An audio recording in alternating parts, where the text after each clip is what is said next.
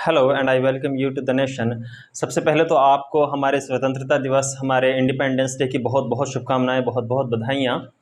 अब दुनिया की लार्जेस्ट डेमोक्रेसी अपना इंडिपेंडेंस डे मना रही है, तो इसीलिए दुनिया भर के जो भी वर्ल्ड लीडर्स हैं उन्होंने अपनी तरफ से जो भी लेटर्स मैसेजेस हो सकते थे वो इंडिया की तरफ भेजे हैं। ऑब्वियसली ये हमेशा होता ही है। जैसे कि इसमें आप देख सकते हैं इमैनुअल मैक्रोन ने एक ट्वीट किया और उन्होंने एक पोस्ट हिंदी में भी की। इसके अलावा ऑस्ट्रेलिया के जो प्राइम मिनिस्टर हैं एंथनी अल्बनीज, उन्होंने भी अपनी तरफ से एक लेटर लिखा जिसको उन्होंने पोस्ट किया था अपने ट्विटर अकाउंट से। इसके अलावा भी जो भी वर्ल्ड लीडर्स हैं उन्होंने अपनी तरफ से ग्रीट किया है इंडिया को, चाहे उसमें जो बाइडन हो या फिर व्लादिमीर पुतिन हो। ऑब्वियसली इसमें चाइना तो किसी भी तरह से शामिल नहीं हो सकता। चाइना के साथ हमारे क्या रिलेशंस हैं ये आपको बताने की ज़रूरत नहीं है। लेकिन आज इस सबसे ज़्यादा एक दूसरी चीज़ है जो चर्चा में है, जिसके ऊपर डिस्कशन होना ज़रूरी है। वैसे तो मैं ये कहूँगा कि आज प्राइम मिनिस्टर नरेंद्र मोदी ने जो स्पीच दी है 80 या 83 मिनट के आसपास की जो भी स्पीच है, उसमें बहुत से ऐसे टॉपिक हैं जिनके ऊपर घंटों डिस्कशन किया जा सकता है।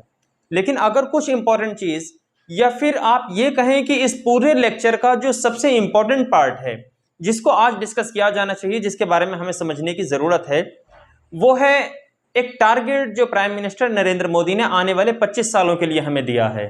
अब आप इसको समझें।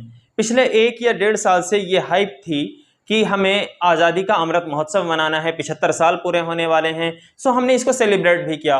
और ऑब्वियसली मैं ये आपको बता दूं कि मैं वेस्टर्न यूपी से बिलोंग करता हूं। मैंने अपनी लाइफ में कम से कम इतने अच्छे से सेलिब्रेट करते हुए किसी और इंडिपेंडेंस डे को तो नहीं देखा है जितने अच्छे से ये सेलिब्रेट किया गया है। इवन रूरल एरियाज के अंदर या अर्बन एरियाज के अंदर हर एक रिलीजन से, हर एक रीजन से जो भी लोग थे उन्होंने इसके अंदर अपनी हैसियत के हिसाब से पार्टिसिपेट किया है। सो ये बहुत ही अच्छी बात है। अब हम बात करते हैं उस टारगेट के बारे में जो प्राइम मिनिस्टर नरेंद्र मोदी ने अपनी स्पीच में एड्रेस किया है। वो है एक डेवलपिंग नेशन से, एक डेवलपिंग कंट्री से एक डेवलप्ड कंट्री बनने का टारगेट।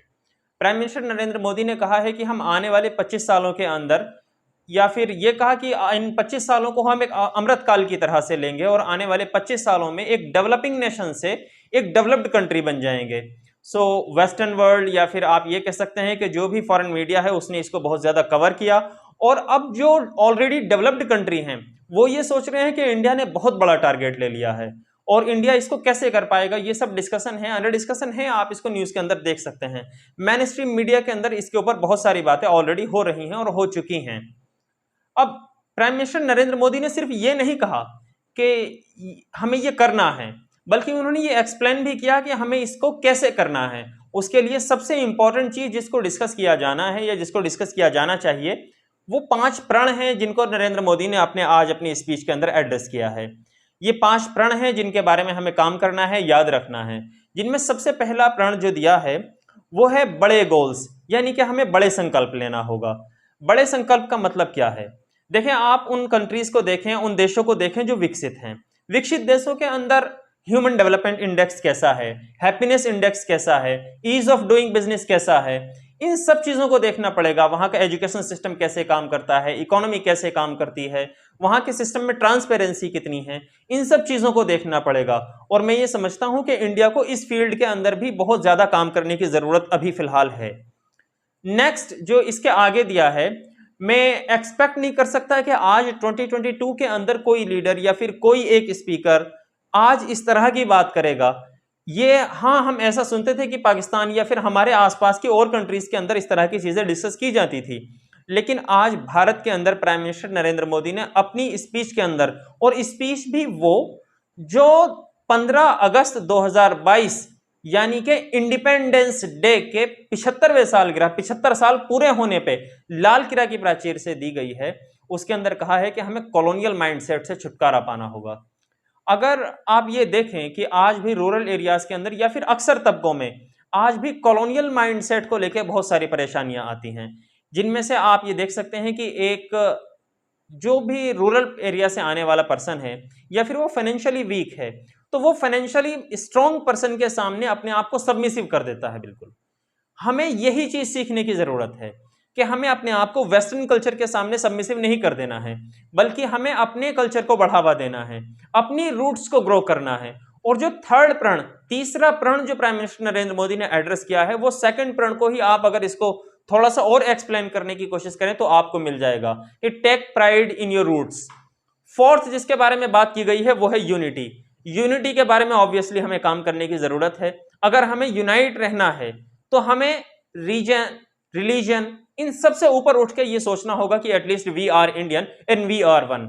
अगर हम नहीं करेंगे तो हमारे साथ फिर वही होने वाला है जो 300 ईयर्स एगो ब्रिटिशर्स ने हमारे साथ किया था। सो इस चीज को हमें ध्यान रखना है, रीजन और रिलीजन से ऊपर उठना है और अपने आप को एज ए इंडियन हमें ये प्राइड दिलाना है कि just we are Indian and we will work for it. जो फिफ्थ है, फिफ्थ एक आप ये कह सकते हैं कि पहले से हमें इसके बारे में पता है, पहले से हमें इसके बारे में फिक्र होनी चाहिए आज, लेकिन फिर से इसको एड्रेस किया गया है तो ये अच्छी ही बात है।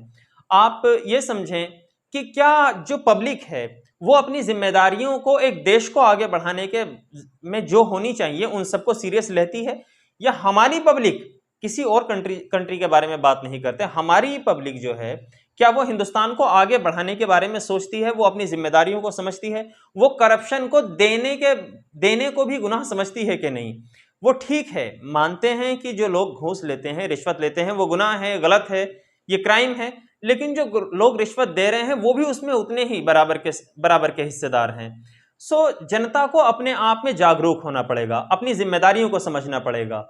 ऐसा नहीं है कि सरकार कुछ खास लोगों का सिस्टम है, बल्कि सरकार उस देश का ही एक सिस्टम है, अपने आप में एक देश है, और इस सरकार का सबसे इंपॉर्टेंट पार्ट जो है वो पब्लिक को अदा करना होता है। अगर सरकार सिर्फ कुछ योजनाएं और कुछ फंड रिलीज करके घर बैठ जाए, पब्लिक अपनी जिम्मेदारी को ना समझें, तो ये देश यहां तक भी शायद नहीं आ पाता जहां तक कि आज आ पाया है। ये चीजें 5 प्रण के तौर पे प्राइम मिनिस्टर नरेंद्र मोदी ने आपके सामने रखी हैं, और अब देखना यह है कि अगले 25 सालों के लिए हमारे सामने जो एक टारगेट है उसको हम अचीव कैसे कर पाते हैं। आपके मन में मैं मानता हूं कि बहुत सारे सवाल आ रहे होंगे, जिनमें आप सबसे पहले बात करेंगे कि हमारी इकोनॉमी ग्रो कैसे करेगी। हमारी आज के टाइम पे जो पीपीपी पॉइंट्स के अंदर इकोनॉमी है, आप ये कह सकते हैं कि almost 3.5 trillion United states dollar की हमारी इकोनॉमी है, जबकि पर कैपिटा इनकम जो हमारी है वो 2500 या $2500 के आसपास बैठती है। अगर आप इसको कंपेयर करें चाइना से, चाइना की जो फिलहाल इकोनॉमी है वो पीपीपी पॉइंट्स के अंदर यूएस की इकोनॉमी को ऑलमोस्ट क्रॉस कर रही है, और पर कैपिटा इनकम जो यूनाइटेड स्टेट्स की है वो ऑलमोस्ट 10,500 $10,500 के आसपास है। लेकिन फिर भी चाइना एक डेवलपिंग कंट्री है, एक डेवलप्ड कंट्री नहीं है। इसकी एक बहुत बड़ी वजह है कि जो डेवलप्ड कंट्री हैं, उन डेवलप्ड कंट्रीज के अंदर पर कैपिटा इनकम चाइना की पर कैपिटा इनकम से बहुत ज्यादा है। जो भी वेस्टर्न वर्ल्ड की, चाहे वो ब्रिटेन हो, फ्रांस हो, या फिर जर्मनी है, यूएस है, कनाडा है, इन सब के अंदर जो पर कैपिटा इनकम है वो ऑलमोस्ट 50,000 $50,000 या फिर उससे ज्यादा की है। अब अगर चाइना जैसी कंट्री जिसको 10,500 यूएस डॉलर वहां की पर कैपिटा इनकम है, अगर उसको भी अपने आप में एक इकोनॉमी बनना है, एक डेवलप्ड इकोनॉमी बनना है, तो उसको अपनी पर कैपिटा इनकम को कम से कम डबल या ट्रिपल करना पड़ेगा। ये चुनौती भारत के साथ में भी है, हमें भी अपनी पर कैपिटा इनकम को बहुत ज्यादा ग्रो कराना पड़ेगा। वैसे तो आज मैं ये कहूं कि पूरे लेक्चर के बारे में ही घंटों बात हो सकती है, लेकिन फिर भी अगर आप डिस्कस करना चाहें तो लास्ट में जो 2 चीजें प्राइम मिनिस्टर ने बोली हैं उनके बारे में आपको जरूर जानना चाहिए। 2 नहीं, इवन 3 के बारे में डिस्कस करना चाहिए। 2 तो हैं, जिनमें से एक कहा गया कि एक तो हमें भ्रष्टाचार यानी करप्शन के ऊपर बात करनी है, और दूसरा है नेपोटिज्म। करप्शन के बारे में बात की गई है तो आप देखेंगे कि सिस्टम के अंदर नियर फ्यूचर में कुछ ना कुछ बदलाव देखने के लिए मिल सकते हैं। मुमकिन है कि जो भी अब सिस्टम है उनके अंदर कुछ ट्रांसपेरेंसी आए, और जो नेपोटिज्म और एक और वर्ड जो बोला था टेकेड, TECHADE, टेकेड और नेपोटिज्म, मैं ये समझता हूं कि ये दोनों ही टॉपिक इतने ज्यादा इंपॉर्टेंट हैं कि इनके ऊपर घंटों बात हो सकती है। 25 सालों के अंदर एक डेवलपिंग नेशन से एक डेवलप्ड नेशन, एक डेवलपिंग कंट्री से एक विकासशील देश से एक विकसित देश कैसे बनेंगे, इसके बारे में आपके पास में जो भी कंसर्न हो, जो भी आप कहना चाहते हो, वो आप कमेंट बॉक्स के अंदर लिख सकते हैं। हम इसके बारे में आज या कल में ही एक वीडियो जरूर लेके आएंगे, जिसके बारे में हम ये डिटेल से बात करेंगे कि किन एस्पेक्ट्स पे काम करने की जरूरत है, जिनकी वजह से हम आज एक डेवलप्ड नेशन की तरफ बढ़ सकते हैं। हाँ, ये एक चीज इसके अंदर डिस्कशन की जरूर है कि हम अपनी एनर्जी रिक्वायरमेंट्स को कैसे फुलफिल करने वाले हैं। इंडिया 130-40 करोड़ लोगों का देश है, और इसकी जो बहुत बड़ी रिक्वायरमेंट है वो एनर्जी है। भारत को रशिया, अरब या फिर यूनाइटेड स्टेट्स इन सबको पीछे छोड़ के एनर्जी रिक्वायरमेंट्स के मसले में आत्मनिर्भर बनना पड़ेगा। ये हमारी प्राइम रिक्वायरमेंट होगी आफ्टर इकोनॉमी। सो इन सब चीजों के बारे में आपके मन में जो भी क्वेश्चंस हो, क्वेरीज हो या फिर जो सजेशंस हो, आप उनको लिख सकते हैं कमेंट बॉक्स के अंदर। हम उनको पढ़ेंगे और डिस्कस करेंगे। इसी के साथ मैं आज अपनी इस वीडियो को खत्म करता हूं। आप अपनी राय को कमेंट्स में लिख सकते हैं। आप सब्सक्राइब कर सकते हैं हमारे चैनल को। Thank you.